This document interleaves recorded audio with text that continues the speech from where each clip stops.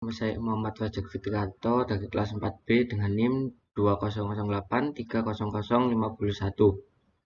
Di sini saya akan mempresentasikan tentang UML, Sistem Informasi Perpustakaan. Untuk yang pertama kita akan membahas use case-nya dulu. Untuk use case-nya akan dibagi menjadi dua pengguna. Dua pengguna yaitu petugas perpus dan anggota perpus. Baik petugas maupun anggota dapat melakukan login maupun logout dalam sistem informasi tersebut. Sedangkan untuk petugas perpus memegang penuh kendali untuk master buku, anggota, serta data peminjaman. Dan untuk anggota perpus hanya dapat melihat daftar buku dan mencari buku.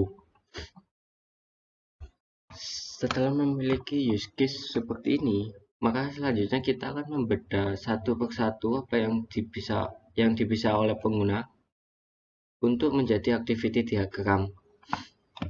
Yang pertama kita akan membedah petugas perpus yang melakukan login. Pertama-tama, petugas perpus akan masuk ke dalam form login. Setelah itu, memasukkan username dan password. Akan dicek kemudian username dan password apakah itu benar atau salah. Ketika itu benar dan sukses, maka akan langsung menuju sistem informasi perpustakaan. Jika gagal, maka akan kembali ke form login. Kita akan membedah bagian petugas perpus dan master buku yang akan jadi seperti ini. Kan tadi sudah login, maka yang selanjutnya adalah petugas perpus akan idle di homepage, kemudian menuju ke halaman buku. Di halaman buku, petugas nanti akan bisa menambahkan, mengedit, atau menghapus data buku. Setelah itu akan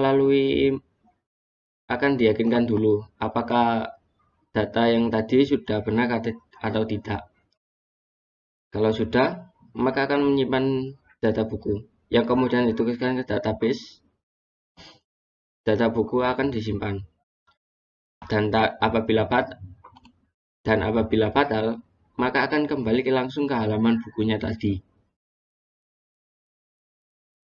Untuk yang ketiga, kita akan membedah petugas perpus dan anggota perpus dan data anggota perpus.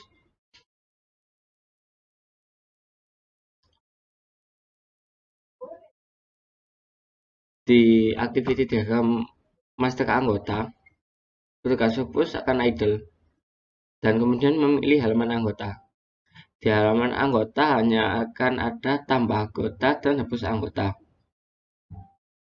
Sama seperti halnya di master buku, kemudian setelah tambah atau hapus, maka akan diyakinkan dulu apakah data tadi sudah valid atau tidak. Kalau ya valid, akan disimpan data yang diteruskan ke database.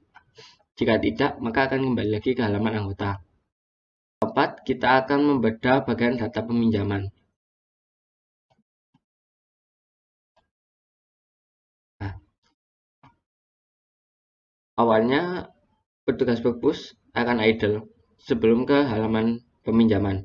Di halaman peminjaman, kita dapat melihat ada form pinjam dan form kembali. Baik form pinjam maupun form kembali hanya akan membutuhkan ID anggota dan ID buku. Yang berbeda cuma masukkan tanggal peminjaman. Yang berbeda hanya masukkan tanggal peminjaman dan masukkan tanggal kembali. Setelah itu akan diteruskan ke database. Kembali ke use case, kita akan membedah anggota perpus. Sama halnya dengan login petugas perpus, anggota hanya akan memasuki form login, memasukkan username dan password. Setelah itu akan dicek. Jika sukses, langsung akan menuju sistem informasi perpustakaan, buku dan mencari buku. Nah, Untuk melihat dan mencari buku, ini dijadikan menjadi satu. Soalnya pada dasarnya kalau untuk melihat, setelah login kita akan idle, kemudian menuju halaman list buku. Nah, itu sudah dapat melihat daftar buku.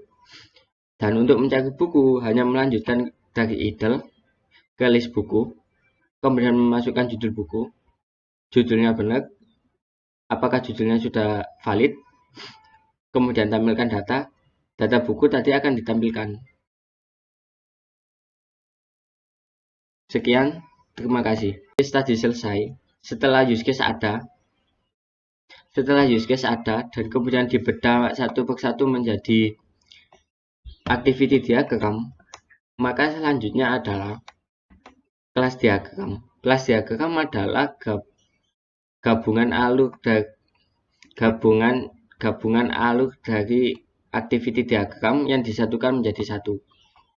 Seperti kita lihat, kita akan login. Tadi anggota apa petugas. Kalau anggota, maka kita akan menjadi anggota. Kemudian kita dapat mencari buku. Sedangkan untuk petugas, kita akan login sebagai petugas.